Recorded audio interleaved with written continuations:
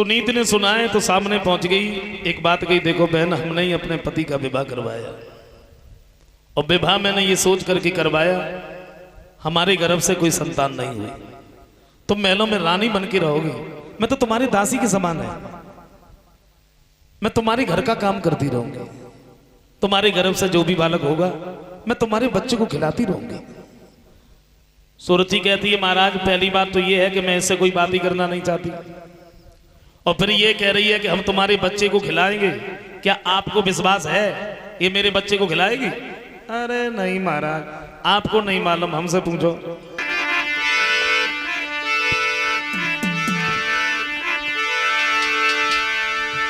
बोलिए।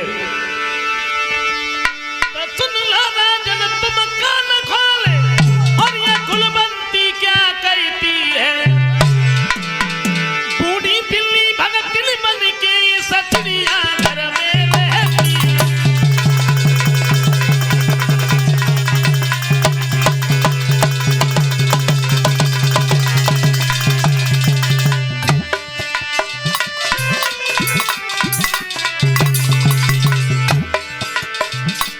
ये कह रही है हम तुम्हारे बच्चे को खिलाएंगे। महाराज हो ही नहीं सकता, क्योंकि हम बताएं आपको,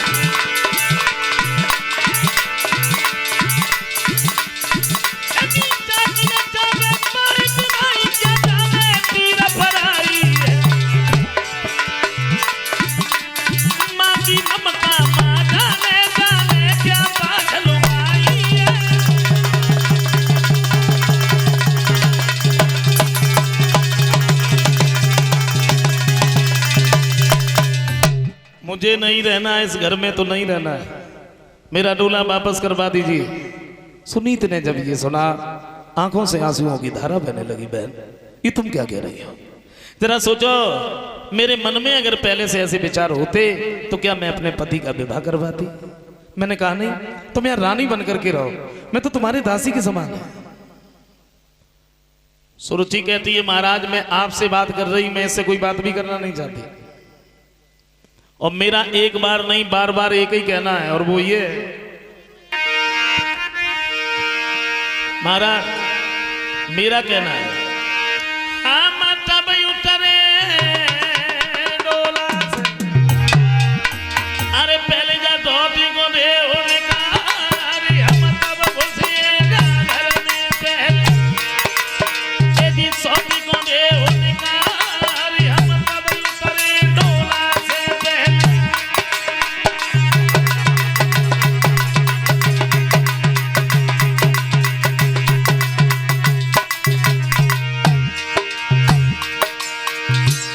महाराज आपको नहीं मालूम,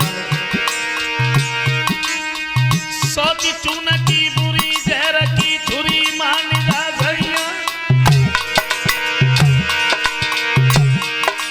कर जोड़ी की बिनती करे परे तेरे पैया,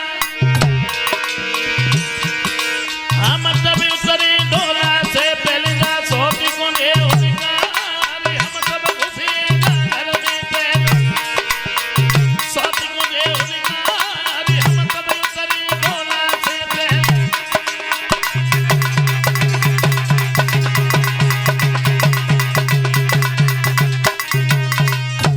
बोले महाराज मुझे नहीं रहना है तो नहीं रहना है, समझाया है। सुनीत कहती है अगर तुम हमारे रहते हुए नहीं रह रही हो तो कोई बात नहीं, मैं यहां से चली जाऊंगा। बोले अगर जा रही है तो चली जा, फिर ये आंसू किसे दिखा रही है ना, आंसुओं का मुझे कोई दुख नहीं है। रहना है तो महलों में रानी बन के नहीं रहना है, गांव के बाहर तेरी एक झोपड़ी डलवा दी जाएगी, उसी में एक चक्की रखवा दी जाएगी, सारे दिन तू काम कर, एक शेर जो तुझे मिलेंगे अपने हाथों से पीस, रोटियां बना, नमक के साथ में खा, ये तुझे मंजूर है तो तुम्हें रह सकती, वरना मेरा डोला वापस करवा दीजिए। सुनीति कहती है बहन मेरी किस्मत में अगर यही लिखा है तो उसे कोई नहीं जान सकता। सुरुचि गांव उधर महलों में रानी बन के रहने लगी, सुनीति गांव के बाहर झोपड़ी डलवा दी, जैसे तैसे वो गुजर करती है। धीरे धीरे धीरे धीरे कुछ समय बीता है, सूरज के भी गर्भ से जब कोई संतान नहीं हुई तो रात का समय था, सुनीते झोपड़ी में बैठी है, नींद नहीं आ रही। एक ही बात सोच रही है, मैं घर से बेघर हो गई। चलो मेरे गर्भ से कोई बालक नहीं हुआ, मैंने अपने पति का विवाह करवाया, उनके भी गर्भ से कोई बालक नहीं। अब तो मेरे ऊपर दुख ही दुख है, दुख के अलावा कुछ भी नहीं है। इससे अच्छा तो ये है कि मैं अपने प्राणों को दे दूं। और इसी बात को सोच करके रात का समय था, सुनी तो उस झोपड़ी से निकल के चली है जंगल की तरफ मरने के लिए। आंखों से आंसुओं की धारा बह रही है, सोचती हुई रोती हुई जा रही है, प्रभु मुझे नहीं मालूम था तो क्या खबर थी हमें एक बेटा बिना जीवन मेरा धूलिए मिल जाएगा। क्या खबर थी हमें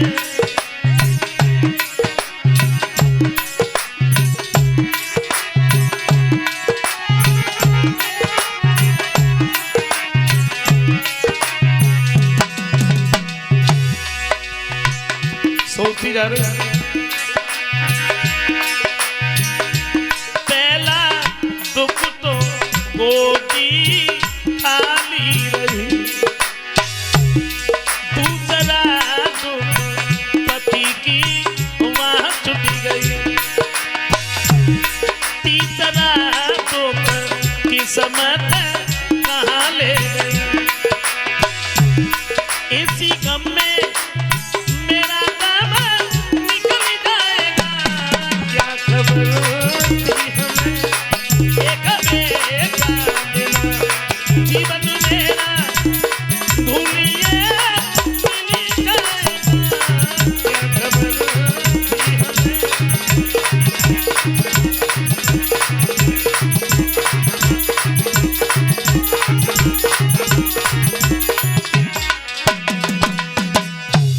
सोचती हुई जा रही है। रात का समय है, सुनीति जंगल में पहुंची और जंगल में घुस नहीं पाई, जैसे नारद आ गए। नारद ने देखा, सामने पहुंच गए। क्या नाम है तुम्हारा? रात के समय इस जंगल में क्या करने आई, तुम्हें नहीं मालूम है? और वो भी अकेली तुम जंगल में? बोली मेरा नाम सुनीति है और महाराज मैं यहां पर मरने के लिए आई। मरने के लिए? मरना क्यों चाहती हो? नहीं मालूम क्या आत्महत्या से बड़ा कोई पाप नहीं होता, फिर क्यों मरती? क्या कष्ट है? सारी बात बताई महाराज। हमारे गर्भ से कोई संतान नहीं हुई और मैंने अपने पति का विवाह करवाया, लेकिन फिर भी कोई बालक नहीं। अब तो मेरे ऊपर दुख ही दुख है, इसलिए मैं मरने के लिए आई। तो नारद कहते अगर ऐसी बात है सुनी तो तुम मरो नहीं, तुम अपने घर जाओ और मेरी बात पे विश्वास करो, तुम्हारे गर्भ से बहुत सुंदर पुत्र होगा। जैसे नारद की बात पर विश्वास करके सुनीति जब झोपड़ी में लौट के आई है, हमेशा नारद की बात इसके दिमाग में घूमती रहती है, कब वो समय आएगा जब एक पुत्र हमारी गोद में खेलेगा। धीरे धीरे धीरे धीरे जब समय बीता है, एक दिन महाराज उत्तानपाद ने सिपाहियों को साथ में लिया, ये जंगल में शिकार खेलने के लिए गए। सारे दिन तो शिकार खेलते रहे। शाम के समय जब ये लौट के आए हैं, सुरची के दरवाजे पे पहुंचे हैं, तो क्या देखा? दरवाजा तो बंद है। महाराज उत्तानपाद ने दरवाजा खटखटाया, रानी मैं दरवाजे पे खड़ा हूं, दरवाजा खोली ना।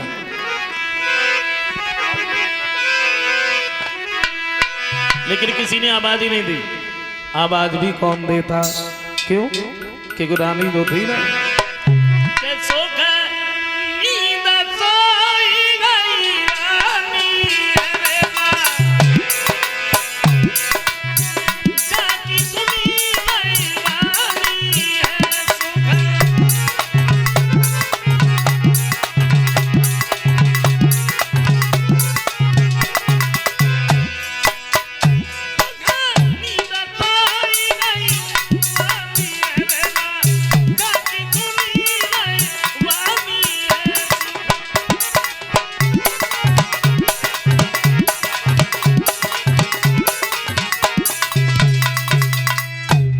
देखा रानी तो पहले से ही सोई हुई।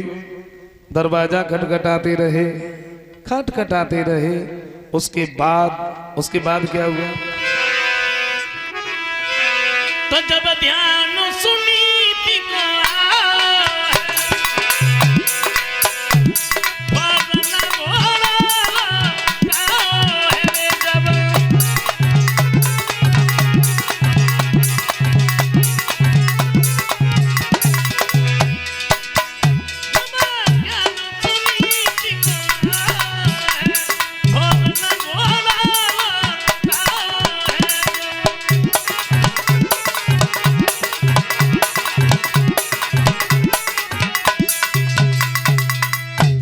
सुनीत का जब ध्यान आया, दरवाजा तो खटखटाना बंद कर दिया।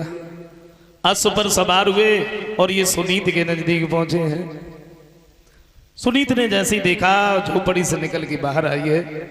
अच्छा आसन तो नहीं था, बड़े प्यार से उसी घास के ऊपर बिठा लिया। आइए महाराज। महाराज उत्तान पाद बैठ तो गए। एक बात कही, देखो रानी, तुमने मेरी कोई बात नहीं मानी। शादी करने के लिए तुम अगर हमें विवश न करती तो आज ये दिन तुम्हें देखने के लिए नहीं मिलता। अब तो तुम्हारे ऊपर दुख ही दुख है, दुख के अलावा और कुछ भी नहीं। तो सुनीति कहती, महाराज आपको कैसे मालूम हमारे ऊपर दुख है? पत्नी को चाहिए पति बड़े सुख से रहे, और जब पति के ऊपर कोई कष्ट नहीं है, कोई कलेश नहीं है, तो पत्नी तो उससे पहले ही सुखी।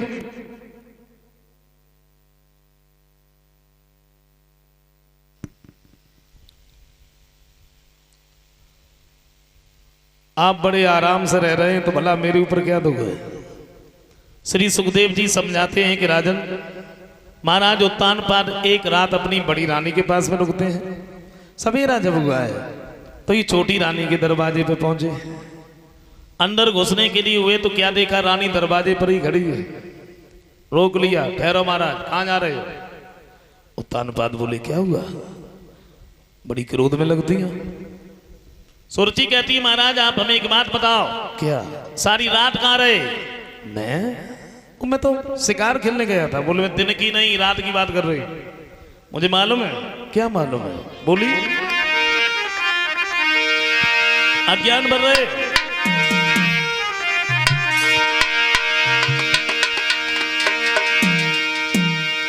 क्या तुम रात सोती घर रहे, जानी मिल रही धमकाई। और महाराज बादिन की करियो याद रे, जब कसम हमारी खाई।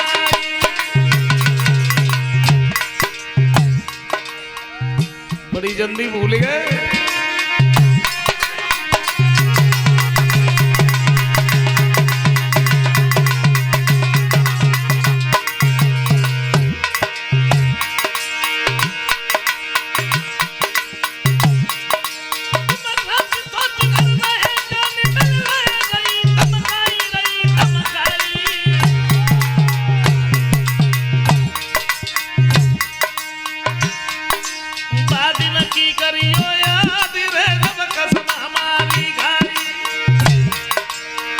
ऐसा ही नहीं, जब धरी की नारी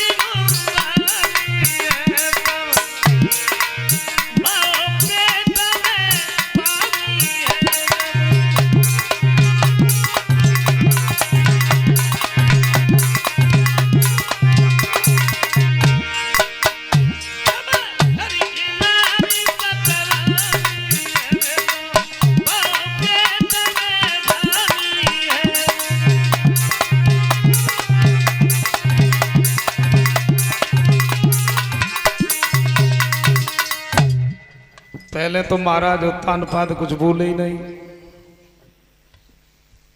फिर एक बात सोची, अगर दब गए तो और सिर पे सवार हुए। जवाब दिया, तूने उस रानी को घर से निकाल दिया, तुझे चैन नहीं तो मेरी तलवार ले जाओ, उसे मार क्यों नहीं देती? बोली, महाराज मैंने तो ये सोचा कि आप कोई बात नहीं, जाना भी नहीं, अंदर लेके गए। धीरे धीरे जब समय बीता है, श्री सुखदेव जी समझाते हैं कि भगवान की ऐसी लीला हुई। घर में दोनों रानियां गर्भ धारण करती हैं। वैसे रानी तो दोनों थी, एक ही पति की दोनों पत्नियां थी, लेकिन दोनों रानियों में बहुत बड़ा फर्क, अंतर। बड़ी रानी ने जब गर्भ धारण किया उतना ही काम करना पड़ता है जितना वो पहले करती थी। छोटी रानी ने जब गर्भ धारण किया, पलंग से नीचे पैर नहीं रखा। दोनों घर में बच्चे पैदा हुए। खैर रानियों में फर्क था, लेकिन दोनों बच्चों में भी बहुत बड़ा फर्क। बड़ी रानी के जो पुत्र हुआ घास के ऊपर लिटा लिया। छोटी रानी के जो पुत्र हुआ, अनेकों दासियां सेवा करने में लगी हैं। राजकुमार कह के बुलाते हैं, पालने में लिटाते हैं। अपनी अपनी किस्मत को लेके दोनों बच्चे घर में पैदा हुए। किस्मत, संसार में कैसी कैसी किस्मत वाले लोग पड़े हैं। किसी की क्या किस्मत है जो सारे दिन मेहनत मजदूरी उत्तानपाद के दरबार में पहुंचे।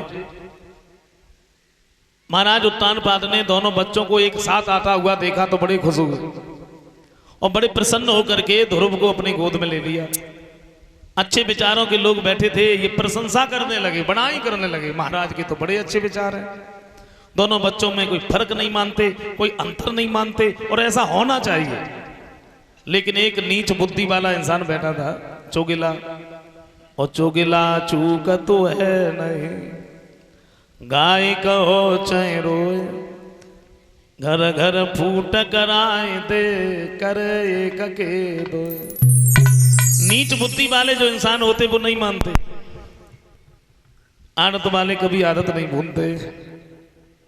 और कुछ कुछ लोगों की तो जो आदत ही होती है, सवेरे संजा लो और कोई काम ही ना है, जिसके पास बैठे रहे उसकी सुनते रहे, फिर दूसरे के पास पहुंच गए उसे बताते रहे, यही काम है। वैसे एक बात कहें,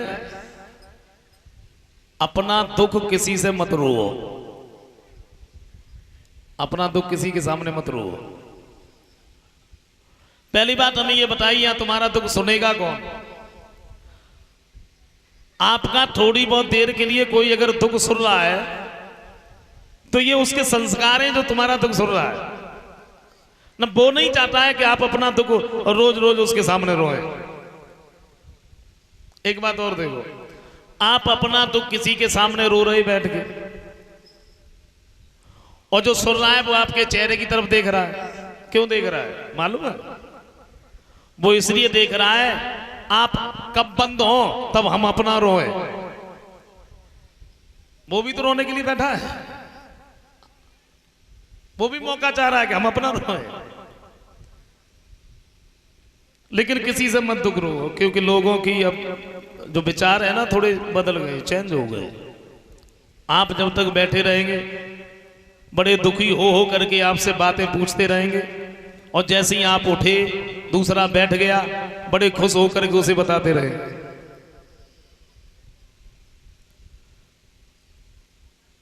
तो किसी से मत रो। ये दबे पांव वहां से निकल गया, दरबार से सुरची के नजदीक पहुंचा। जवाब दिया, महारानी कहिए। कहें क्या? कहने के लिए बचाई क्या है? हमसे तो देखा नहीं गया, मैं तो भागा भागा चला आया। क्या नहीं देखा गया? बोले तुम्हारा अपमान। मेरा अपमान? मेरा अपमान कहां हो रहा है? दरबार में चल के देखिए आप, तुम्हारा लड़का तो जमीन पर खड़ा है, तुम्हारे दासी का लड़का महाराज की गोद में बैठा है, हमसे नहीं देखा गया, और मैं तो भागा भागा चला आया। समझाया है?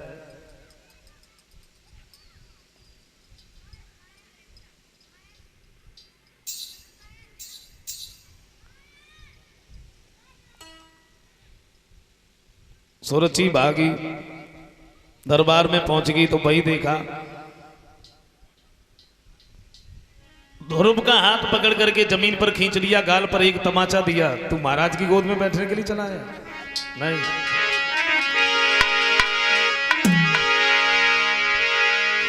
तो चल दूरी खड़ा हो यार नीचे, और किसके मुकाबले आया है? अपने पति से बोली, अब अकल तुम्हारी कटी गई है, गोदी में गधा चढ़ाया है।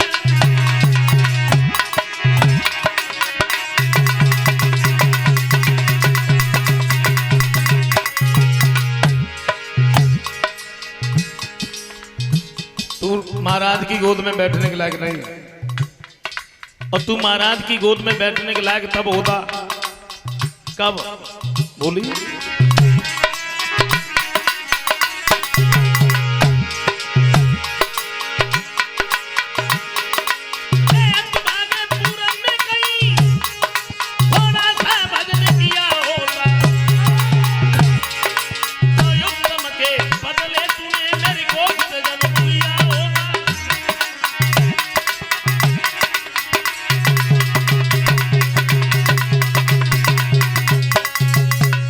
अगर तूने पूर्व जन्म में थोड़ा सा भी भजन किया होता तो उस दासी के गर्भ से पैदा न होके बल्कि मेरे गर्भ से जन्म लिया होता, तो तू महाराज की गोद में बैठने के लायक होता। ध्रुव चेहरा की तरफ देखते ही रह गए। महाराज उत्तान पाद भी कुछ भी नहीं बोले। रोते हुए ध्रुव वहां से अपनी माता सुनीत के नजदीक पहुंचे हैं। सुनीत ने देखा तो आंखों में आंसू आ गए। बेटा क्या हुआ, किसने मारा है तुम्हें? हम तुम्हें रोते हुए नहीं देख सकते, रोने के लिए तो भगवान ने मुझे ही बनाया।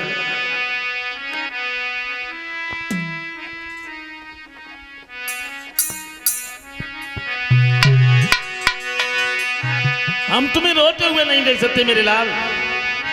बोलिए ओ दुखियारी के लाल टोई किस बेदर्दी ने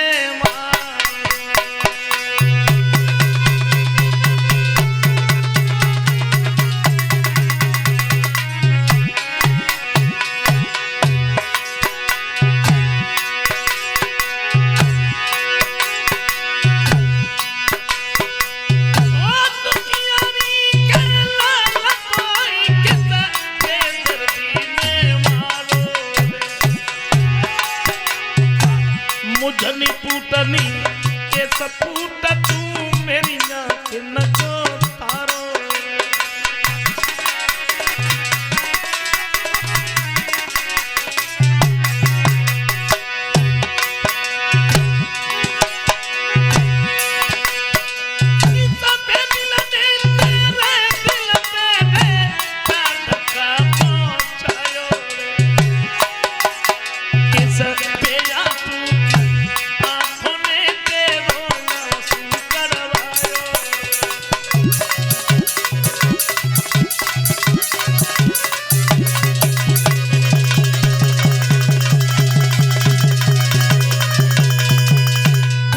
जवाब दिया मेरे लाल, किसने मारा?